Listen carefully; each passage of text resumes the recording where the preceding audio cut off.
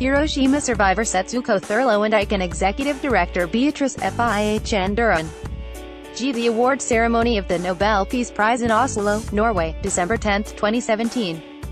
In TV scan pics Barrett roll via Reuters. The international campaign to abolish nuclear weapons, which won this year's Nobel Peace Prize, said on Sunday that the world is one tiny tantrum away from a nuclear crisis.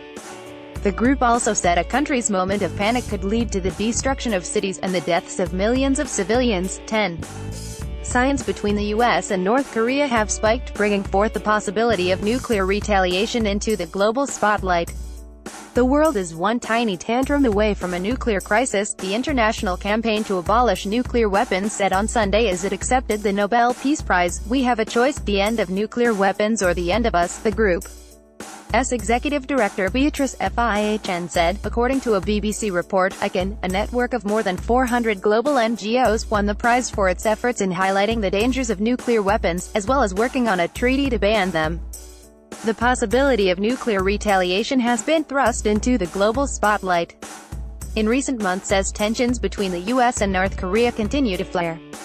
North Korea's latest ICBM missile launch in late November demonstrated the country's expanding missile capabilities, putting the international community on edge.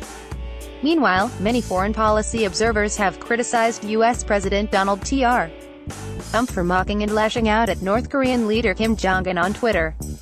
Speaking at the Nobel ceremony in Oslo, FIHN said that the threat of nuclear weapons being used is greater today than in the Cold War, and warned that a country's moment of panic could lead to the destruction of cities and the deaths of millions of civilians. Nobel Committee Chair Berit Reiss-Andersen commended ICAN's work towards eliminating nuclear weapons, and warned that irresponsible leaders can come to power in any nuclear state. The group's win was announced in October, to international applaud.